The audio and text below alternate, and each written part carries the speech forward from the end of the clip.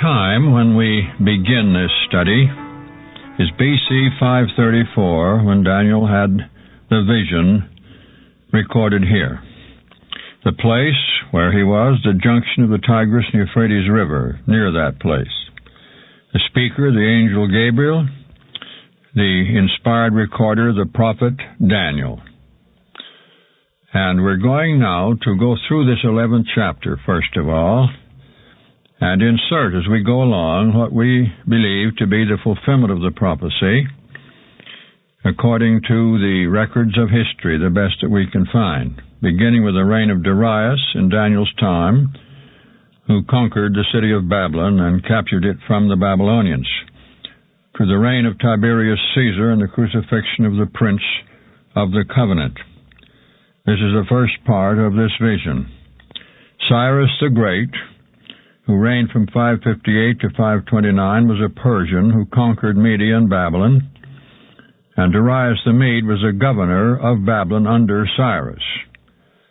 Darius dies, and Cyrus makes Babylon his capital. Now, anyone who wishes to have their own Bible in hand and listen to the 11th chapter as we read it, putting in the names of the men who fulfilled the prophecy, may enjoy it in that way. Beginning with verse 1, reading the words of the angel Gabriel. Also I, in the first year of Darius the Mede, even I, Gabriel, stood to confirm and to strengthen him. And now will I show thee the truth. Behold, there shall stand up, that is, begin to reign, yet 3 kings in Persia, Cambyses, Smerdis, and Darius Hystaspes. And Xerxes, that is the 4th, shall be far richer than they all. And by his strength, through his riches, he shall stir up all against the realm of Grecia. Now this was fulfilled. Herodotus, the Greek historian, tells us that he approached with an army of 5,283,000, beside 300,000 Carthaginians, over 5.5 million. This seems impossible, but it was a mighty host. And a mighty king, that is Alexander the Great, shall stand up and shall rule with great dominion and do according to his will. Alexander the Great defeated the Persians at the Battle of Arbela in 331 before Christ. And Greece, the power of Greece then becomes universal as far as these biblical empires are concerned. Verse 4, And when he shall stand up, that is, when Alexander is at the height of his power, his kingdom shall be broken. Now he died in 323 A.D., at an early age, and shall be divided. His kingdom shall be divided into 4 kingdoms, toward the 4 winds of heaven, the prophecy says, north, east, west, and south. But not to his posterity, that is, not to his descendants. His generals fought over his kingdom from the time of his death until the year 301 BC, just about 20 years, a little over 20 years. At the Battle of Ipsus it was decided, and his 4 leading generals divided the empire, just as the prophecy said they would, in the 4 directions in respect to Palestine, Daniel's homeland. And not to his posterity. He left no son who was able to follow him. His 4 leading generals took the kingdom and divided it. His descendants got none of it, and no one gets all the dominion ruled by Alexander either, for his kingdom shall be plucked up. The great empire was shattered, and a good part of it was divided, but there were parts which were not. Cassander took the west. He was one of the leading men, probably the strongest of all the generals.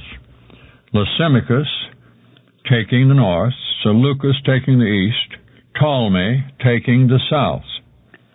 They assumed titles of kings in BC 305. Ptolemy Soter, that means Ptolemy the Savior. He was given that name by the people of the island of Rhodes, whom he helped against one of their enemies. shall be strong, and one of his princes, that is one of Alexander's princes, Seleucus Nicator, who took the north and became the king of the north part of Alexander's kingdom, shall be strong above Ptolemy, and have dominion. Seleucus Nicator's dominion shall be a great dominion. Now Cassandra's territory was taken by Lysimachus, and he lost it all to Seleucus. So now there are just two kings who divide Alexander's empire. Seleucus, the king of the north, the one who ruled the territory in the Bosphorus, had 3 parts of Alexander's kingdom, while Ptolemy had 1 part. And we find that Seleucus also controlled Asia Minor and Syria and Palestine. And he shall have great dominion, and it was. And in the end of years, Ptolemy Philadelphus and Antiochus Theos, the successors of these kings that had ruled these 2 parts before them, shall join themselves together, for Ptolemy's daughter, Bernice, shall come to Antiochus Theos to make an agreement, but she shall not retain the power that is of Antiochus' arm. Neither shall he stand, nor his seed, but Bernice shall be given up, and the Egyptian attendants that brought her, and he whom she brought forth, that is her son, and he that strengthened her in these times. Note the details that the prophecy gives. Antiochus, Bernice, and her son and attendants were all murdered, B.C. 246. They could not stand before this king. But, out of a branch of her roots now, but Ptolemy Euergetes, a son of Bernice's father, shall stand up in his estate. That means begin to reign. Which shall come with an army, and shall enter into the fortress of Seleucus Callinicus and his mother Laodice, the king of the north. The capital of the kingdom at that time was at Babylon, by the way, and shall deal against them and prevail. Callinicus had a brother, Antiochus Hirax, that means the hawk, who had command of a large army in Asia Minor. He was a traitor to his brother, Callinicus, and it's all involved here in this prophecy. And shall also carry captives. Notice, they gathered a great group of captives and carried along with them and denuded the country. And it says here in this prophecy that they would carry captives into Egypt, their gods with their princes. They took the idols, the images with them, and with their precious vessels of silver and gold. The very Egyptian gods Cambyses had stolen out of Egypt many years before, out of the Egyptian temples, were brought back to Egypt. And Ptolemy returned with these. The people named him Euergetes, which means benefactor. He had brought these idols back to Egypt, and many of those are still there and can be seen in the great museum of Cairo and in some of the ancient temples.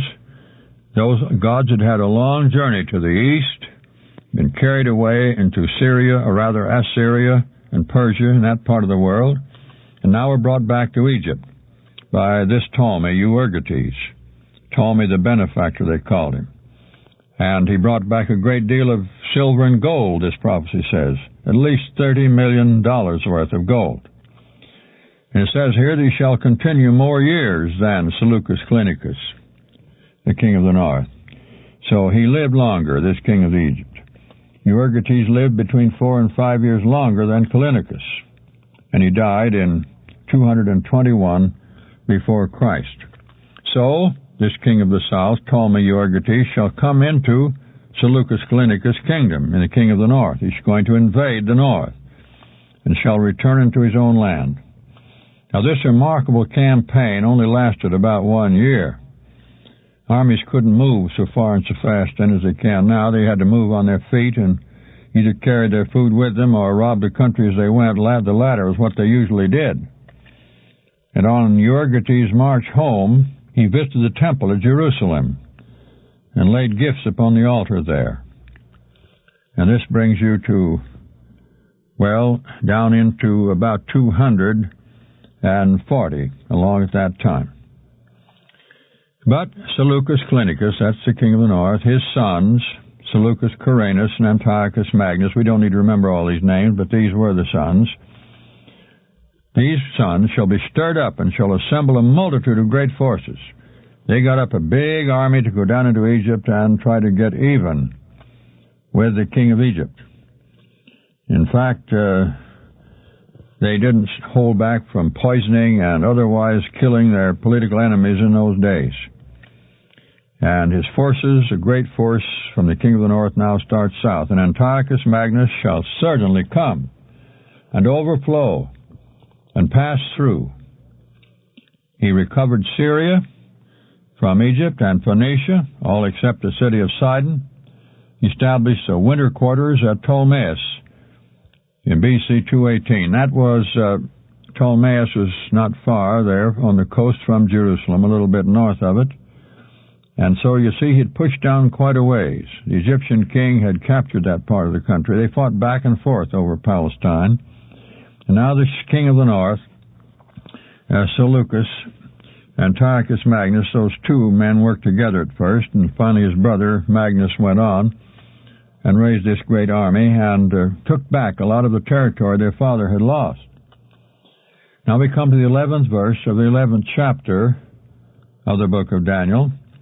And here he talks about the king of the south again, that is Ptolemy Philopater. They all had an extra name to just show us which Ptolemy it was. Ptolemy was the general name, the family name of all the kings of Egypt at this time. Now remember, they were Greeks, really, who were the rulers of Egypt. They were not the native Copts of Egypt, and the Arabs had not come in yet into Egypt, so that it was a country descended from the ancient Egyptians and ruled over by the higher classes, at least, were mostly Greek, especially in Alexandria, which was the capital in those days. All right, we begin with the 11th verse now. And Ptolemy Philopater shall be moved with choler, that is anger, and shall come forth and fight with him. And this great army was coming down from the north and had already taken a lot of this territory away from the Egyptian king's rulership. In 217, as it marched 217 B.C., as it marched southward, Ptolemy Philopater came out with great anger, it says here, to fight with him. That is, fight with the king of the north, even with Antiochus Magnus.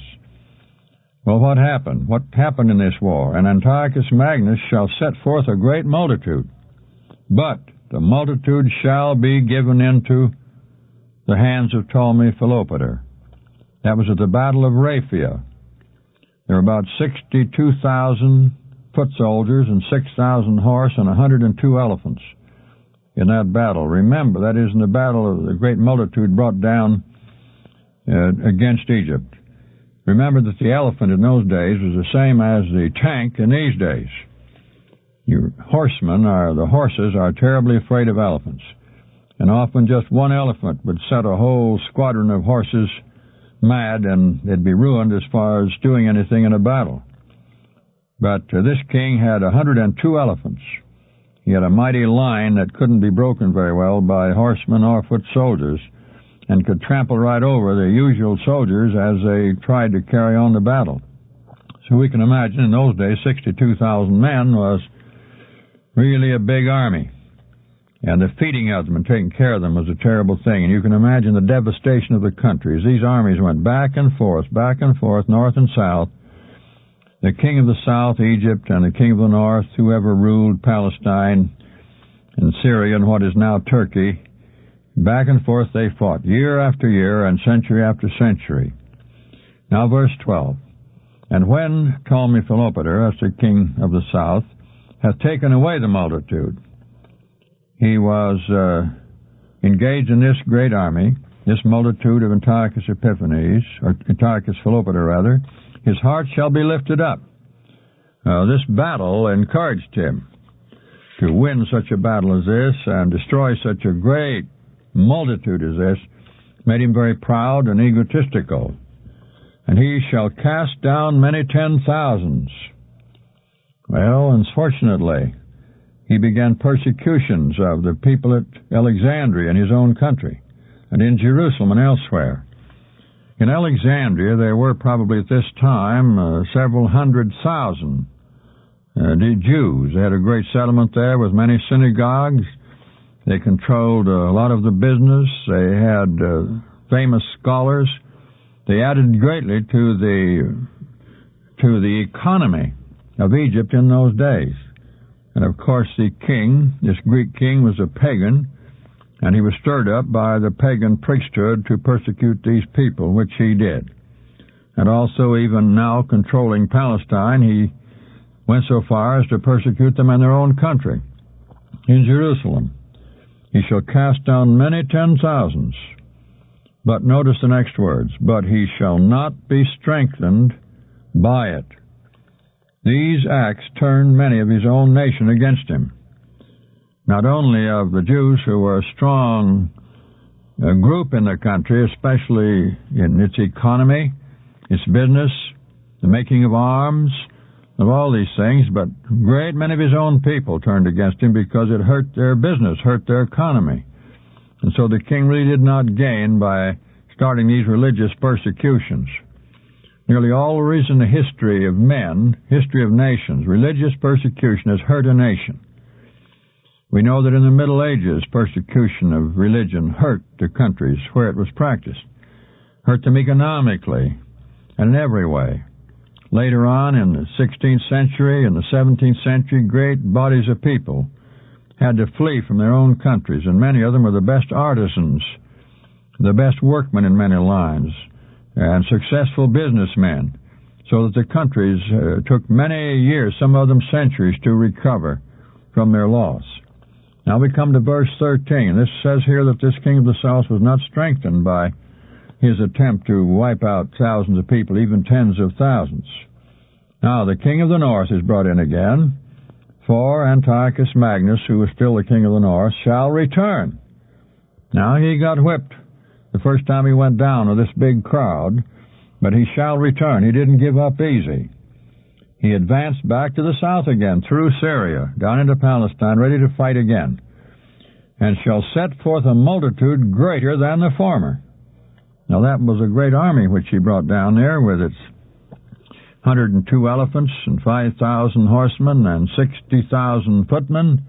But it says here, the prophecy says, he shall come with a still greater army. He did not give up. He came back for another battle, or battles. He shall certainly come after certain years. At the end of times, the margin says, even years. In fact, it was 14 years later. It was in 204, I believe, when he came back with this bigger army. Shall come after certain years with a great army and with much riches. Of course, these kings gained their riches largely by squeezing the people, high taxes which were used to raise these armies. Even today, the cost of warfare is exorbitant. No nation today can really afford to fight too long because the cost is so great. Now, verse 14 of Daniel, the 11th chapter. And in those times there shall many stand up against Ptolemy Epiphanes. That's the Egyptian king. Ptolemy Philopater died in B.C. 204 and was succeeded by another king of the south, Ptolemy Epiphanes. And he's called the robbers of thy people, the margin says, or the children of robbers in Hebrews. So in those days there shall many stand up against Ptolemy Epiphanes. Also the Romans, that's the robbers of thy people. They were noted for robbing of various nations where they went. There have been many modern examples of this. The Romans often would conquer a country and take its finest statuary to Rome to adorn the homes of the elite or the emperors. He would carry off vast riches from these various countries. There's something interesting along this line to remember, and that is that the riches of the ancient world have been all gathered by Babylon.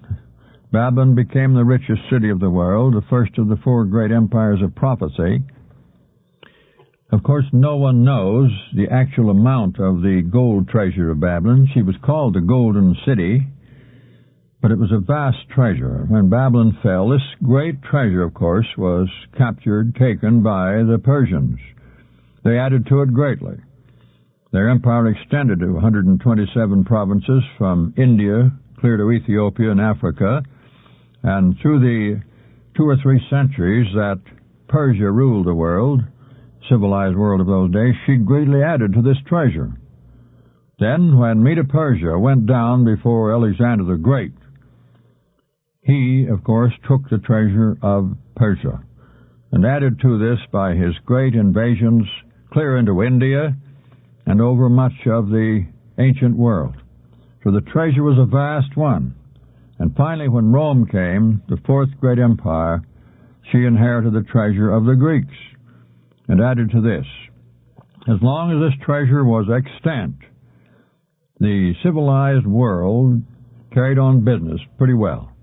It did not yet know the way of handling money by checks or a central banking system, but they used actual metal, gold and silver, and so on. Finally, this great hoard of wealth that Rome had accumulated was disturbed and taken and lost by Alaric, who invaded Rome, one of the barbarian generals who served Rome but was finally rebelled against the Rome itself. He captured this money, all of this gold hoard, and took it with him in his army as they went south through Italy, and finally he died on this journey with his army, devastating the country as they went. His followers buried him in the bottom of a river. They turned the river back with a dam, buried him in the bottom of the river, and put this great gold hoard with him, covered it up, and then killed all the slaves that did the work. The river flowed back, and no one to this day knows just where it was. There have been some cases of draining rivers, or that river, whatever it was. Even Mussolini, we're told, tried to find this great gold hoard. After this, the Dark Ages came down, which some people attribute largely to the fact that there was no gold basis for business for many centuries. Finally, Spain opened up the mines of Peru and Mexico, and money began to flow, actual gold, silver began to flow into Europe again, and a new age came. This at least had something to do with it. So it says here that in these times there shall many stand up against the king of Egypt, Ptolemy Epiphanes. Also the Romans shall exalt themselves to establish the vision, but they shall fall. Epiphanes, 5 years old, became king. His guardians sent an embassy to Rome in 202. Evidently, they wanted the support of Rome to help their little baby king get along until he got older. The Romans usually accepted such invitations as this and took advantage of it and made themselves ruler of any country which took their protection. All right, now let's go back to the king of the north in the 15th verse. So Antiochus shall come and cast up a mount. To take a city, they used to cast up a mount. That is, they would build a mound of earth up against the wall of the city. And if they succeeded in building this mountain of earth till it got to the top of the wall, they could march right up onto the wall and get control of the wall and soon capture the city, or beat down the top part of the wall with their battering rams. He shall build up a mount, it says here, cast up a mount, and take the most fenced cities. And the arms of Ptolemy Epiphanes shall not withstand, neither Scopas and his army, neither shall there be any strength to withstand. In 203, now this great war came led by Antiochus Epiphanes. The city munitions, the city fortifications of Gaza, the great key to the road south into Egypt, was captured. And here we find that the chosen people, that is, the people of God, the Jews who still were there, were involved in this and were trampled down. The people of the Lord are first brought in here as His chosen people in this prophecy. But, 16th verse, Pompey, the Roman, he was the one leading the Roman army now that came in and took over, that cometh against Antiochus Magnus, shall do according to his own will. In 65 B.C., Pompey beat out the former king of the north and went down into Egypt, and they never departed from this part of the world. He says here, he shall do according to his own will, and none shall stand before him, and he shall stand in the glorious land, that's the Holy Land, which by his hand shall be consumed. Palestine was conquered by the Romans under Pompey at this time, 63 B.C. Then it says it is Julius Caesar, who came to Palestine to take part in this. He was just getting his great power. Shall also set his face to enter by force the whole kingdom. It was he who finally took the kingdom and became strong above all the others in Rome, including Pompey. Those who tried to oppose him in the Holy Land were overcome. Antipater, the Idumean, with him. By the way, Antipater was the father of the man who became known later as Herod the Great. Thus shall he do, and Caesar shall give himself Cleopatra. She was a daughter of women. She succeeded her father as the queen of Egypt. She was a Ptolemy, corrupting her. Now, Rome's side, she pretended to be on it, but she was a very clever politician. It says here, though, she shall not stand on his side, neither be for him. She stood by Caesar only as long as she felt it would do her good and be to her interest to do so, but readily turned to Antony, who was the enemy of Caesar, and with him later fought against Rome. You see, this was a great political love affair between Cleopatra and Antony.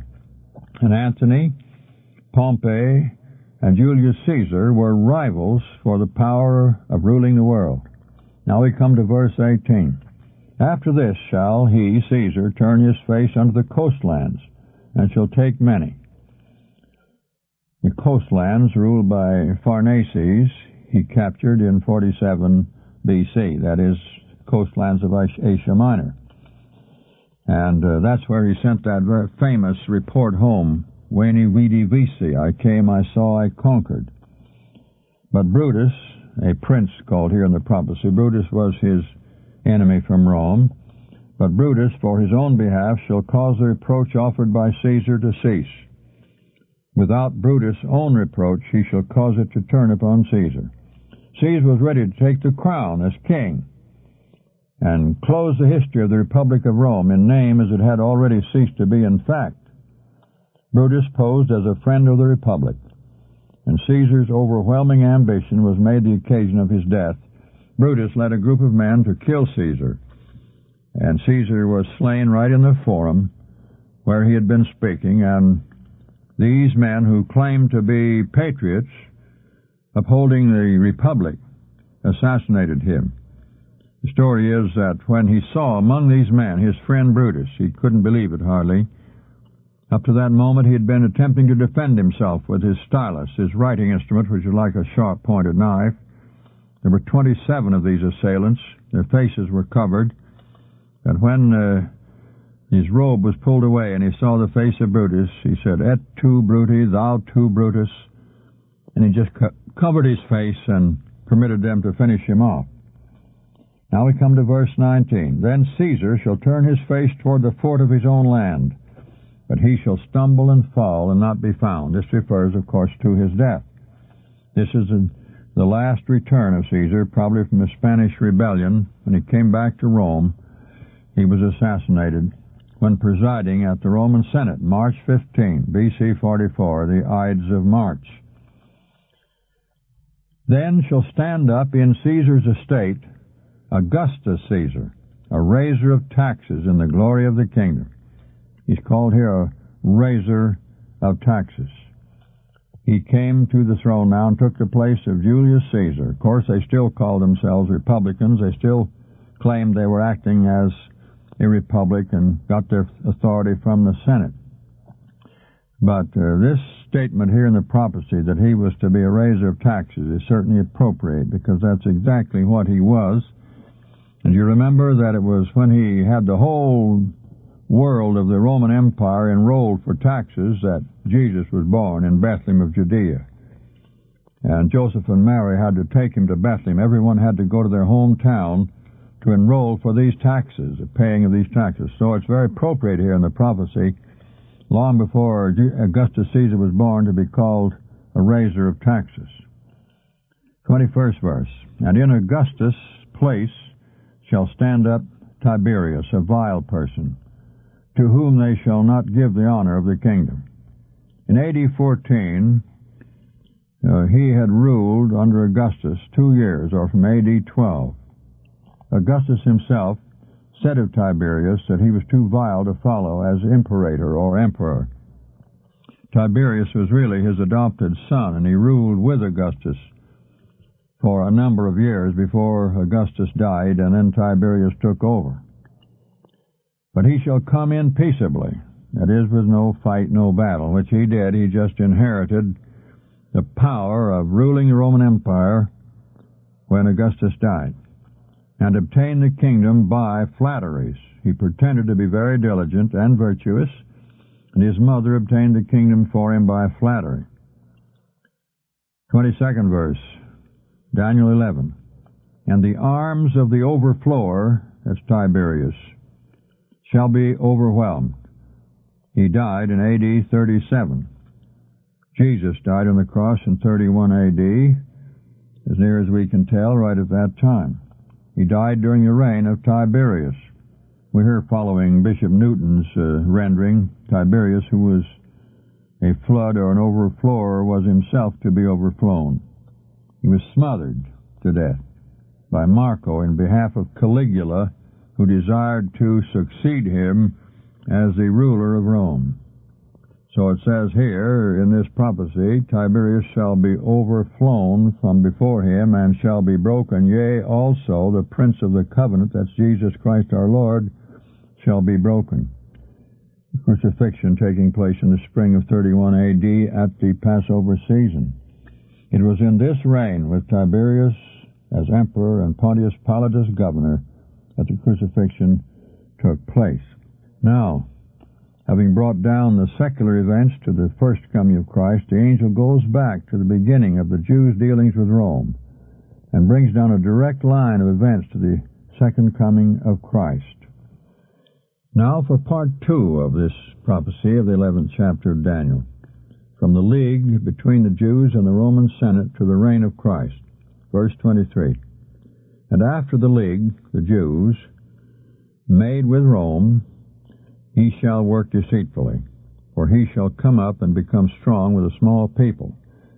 This referring no doubt to the growth of Rome from a little nation to a ponderous power, and so it certainly was in history. Verse 24, he, that is Rome, shall enter peaceably upon the fattest places of the provinces. Some of the very best provinces came under Rome's dominion without war.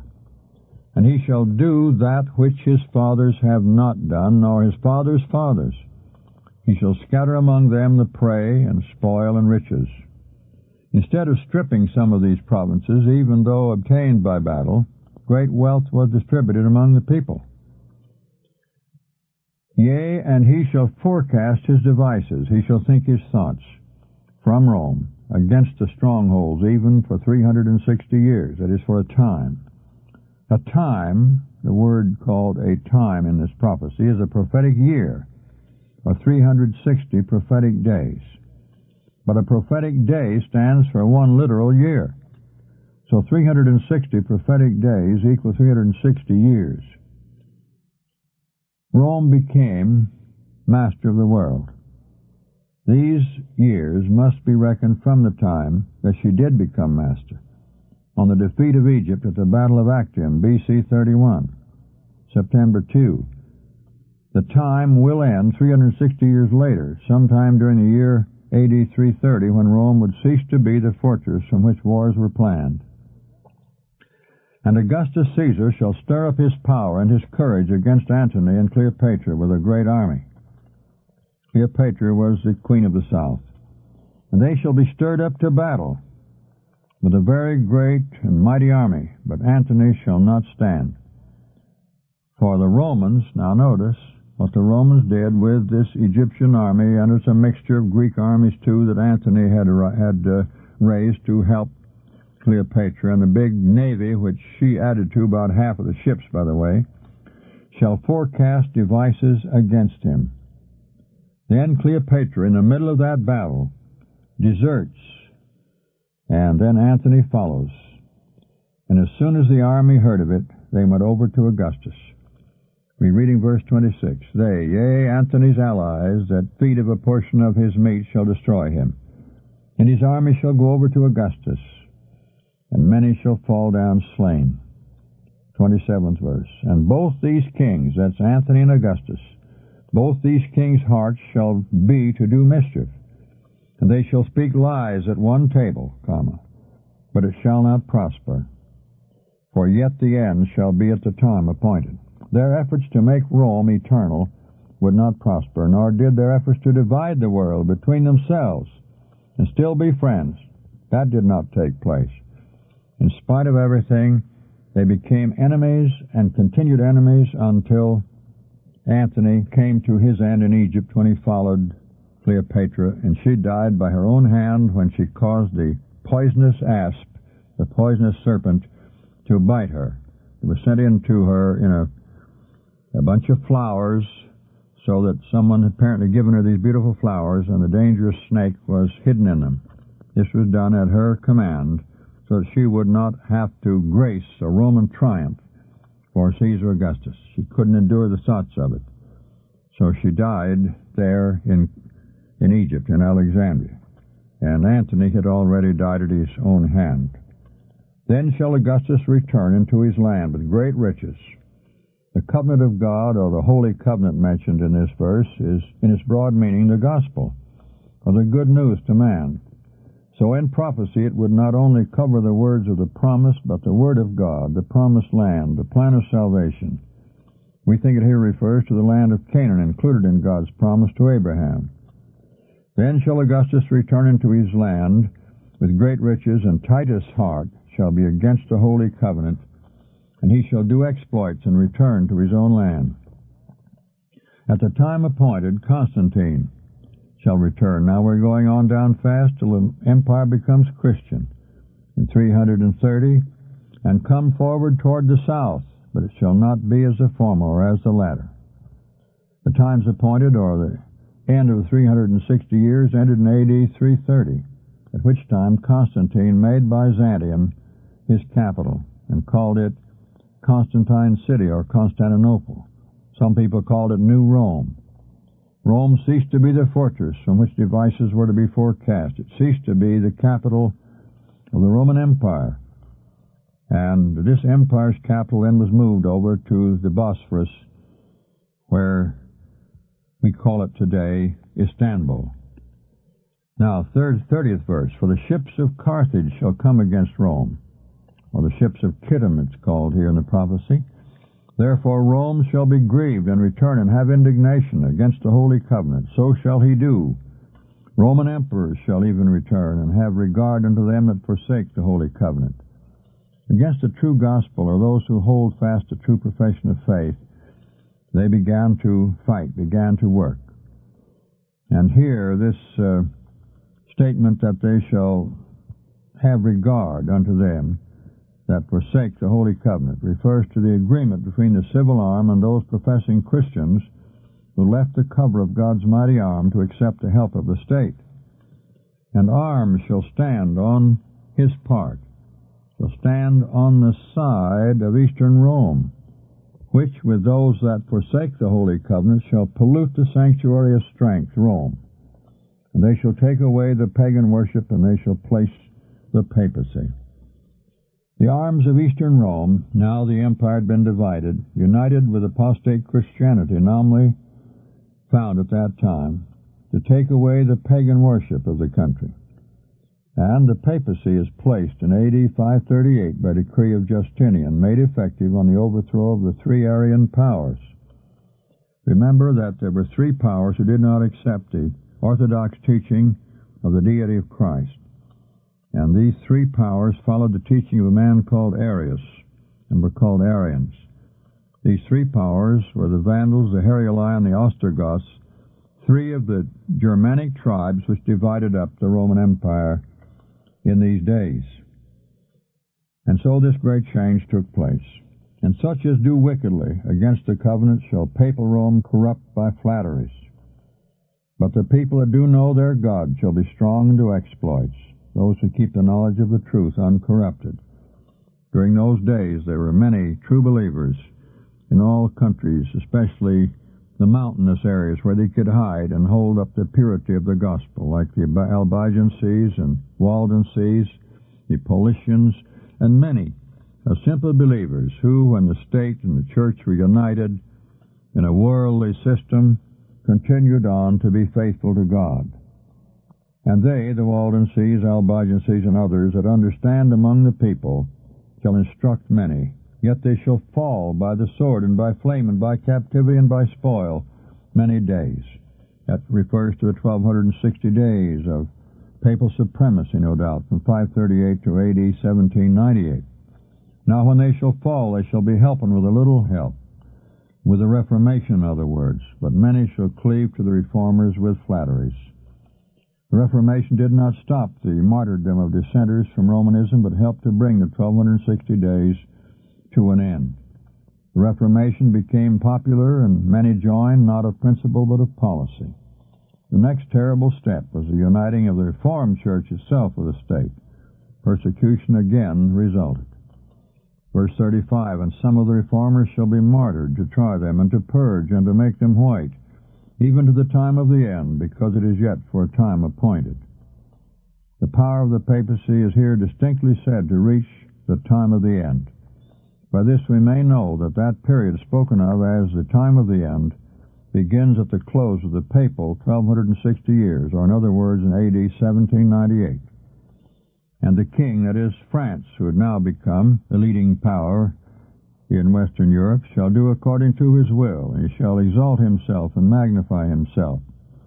This was true. The French Revolution came on and brought France into a very high position, militarily and otherwise. Shall magnify himself above every god, and shall speak marvelous things against the God of gods, and shall prosper till the indignation be accomplished, for that is determined shall be done. This was the great atheistic movement of the French Revolution. Neither shall he regard the God of his fathers, nor the marriage relation, nor regard any god, for he shall magnify himself above all. France defied God, officially, the only nation that ever did. Abolishes the marriage tie, the sacrament of adultery, it was called by a witty actress. The state was made supreme, for he shall magnify himself above all. In the place of the true God shall France honor the God of liberty and country, and later the goddess of reason, whom his fathers knew not, represented by, or typified, we would say, in the person of Madame Maillard, who was taken into Notre Dame Cathedral and worshipped in a way that no one should worship except God. It was this revolutionary France which invaded Egypt, the land of the King of the South, with a great army led by Napoleon Bonaparte himself. They were able to capture Alexandria, march on up into Palestine, and commit many great evils upon that land. But they were not able to stay there because of the British fleet which blockaded the Mediterranean Sea. And finally, after besieging Acre for quite a long while, Napoleon was compelled to retreat back into Egypt, where he took ship and sailed for France, leaving his army in Egypt, many of whom never did get home again.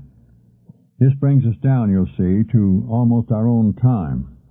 It's about 200 years ago when these things took place, identifying the king of the south as still Egypt, and whoever occupies the territory of the northern part of Alexander's kingdom is still the king of the north. This time Turkey had taken over Palestine, Arabia, Mesopotamia, Syria, Asia Minor, good deal of territory in what is now Greece, and a lot of territory not only in Egypt but on out west in Libya. So the Turkish Empire at its height, acting as king of the north at that time, because she occupied the territory of the king of the north, had a strong war with Napoleon and was largely involved, along with Britain, in forcing Napoleon to leave the Middle East, which he did. And in 1798, this war took place, fulfilling the prophecy, and the time of the end began, and papal suppression stopped in Western Europe, and the process brought us up to the start of what we call real modern times. This has been another classic sermon from the Archive of American Christian Ministries. This recording has been digitally reprocessed from the original audio cassette or reel-to-reel in order to make this CD available. The audio quality was improved as much as possible. International copyright, American Christian Ministries. All rights reserved. To order a copy of this or other presentations, or for a free catalog, please call toll-free 800-233-4450. International calls dial 717-652-7000. You may also order from our secure website at www.americanchristianministries.org. There you will discover the largest selection of authentic Adventist preaching available.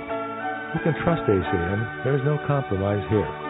If American Christian Ministries has been a blessing to you, why not take a moment just now and send us a note or an email with your testimony?